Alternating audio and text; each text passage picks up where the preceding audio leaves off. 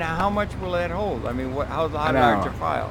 It'll hold an hour. An hour of video. Yeah. You're making recording now? Yeah. This is recording within a recording, and this is something that is likely to become more and more part of the human experience as we try to understand what the heck's going on. And this is almost live, and Yeah. they don't have this on the internet today as a preview. No fooling. Isn't that amazing? Yeah. Listen, while I'm here, I should zoom in on on our camera on our guy. cameraman Yeah. and the host, the wonderful Joe Friendly, host and executive producer of Truth for a Change. An inspired And name for a title. His name, Or a Joe series. Friendly, says it all. Yeah. At least yeah. most of the time. Yeah. Almost all the time. And you two guys are bosom buddies. And huh? we've been living, Christine and I, my wife, you Yes, know that, yeah, sure. Christine Fye. Yeah.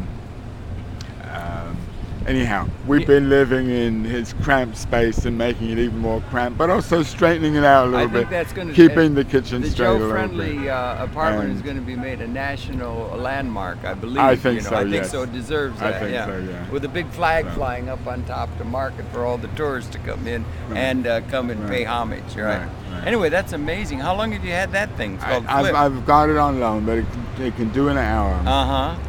You're recording and now. I'm recording now. Yeah. Okay. Are you listening, Langley? Okay. Yeah.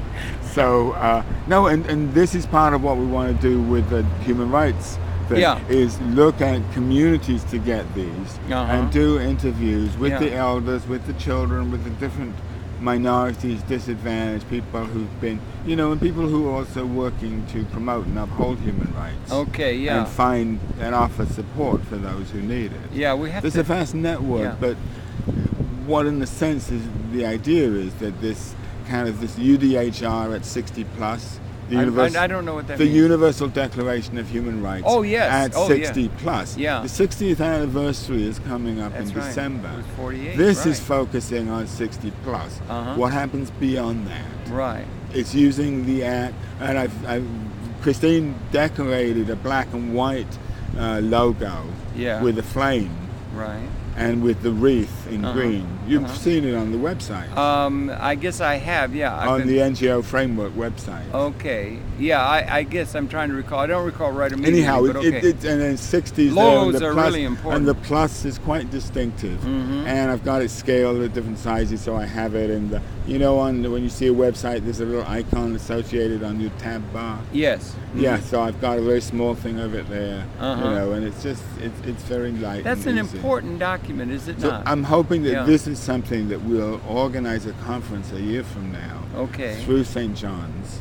Okay. And the co-chair of the NGO Congo Education Committee is a professor, assistant professor in French at St. John's. So she would participate and really work through that education as a liaison to the Info Poverty Network that I just kind of stumbled across this last weekend, which is, are you familiar with that? Info Poverty? No, I'm not. Infopoverty.net. Infopoverty.net. Okay, I'm going to go to It's an amazing group of people, very, very interesting, some very creative people doing it at a grassroots level.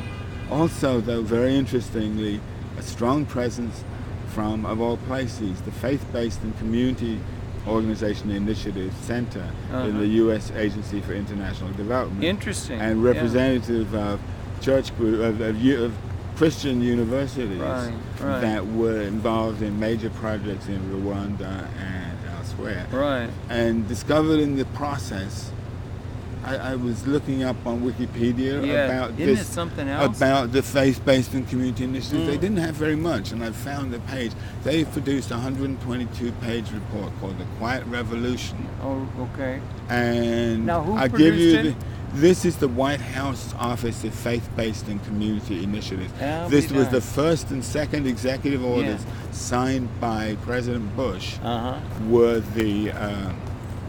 Were to establish the office in the White House and to establish 5 other offices. I remember in housing, human services, and wherever. Since then, they've established them in about, I think, 12 different agencies, a whole strategy. This report, The Quiet Revolution, describes their strategy, how they've been doing it. Yeah. It's very interesting reading. There's also anyhow. It's interesting it comes from there. It's interesting it comes from there, and it's interesting that I don't think anyone's paying attention to that.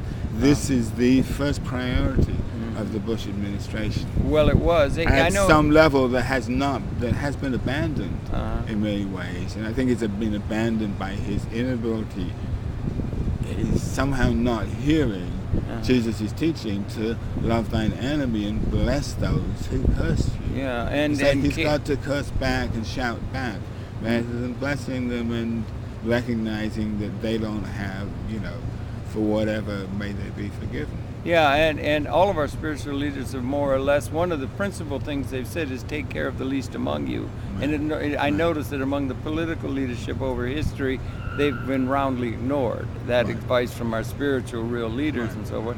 I remember that faith-based thing that was headed up by a fellow, and then he had a strong falling out with the fact that the Bush administration was not following through on it. And also there were people who were very upset about the separation of church and state, and why do things have to go through church, that kind of thing. That's just a couple things come to mind. And reading that book, that report, The Quiet Revolution, see how much has been done in building all that infrastructure into the government, local, state, national levels, and in so many key agencies. You're telling me there has a great deal been done? There has been a great deal been done. Okay, well, I'll have to go revisit. And what I want to do is pull out the numbers from the reports of each of the 50 states and just chart that and look at it a little more closely. Yeah, Stop.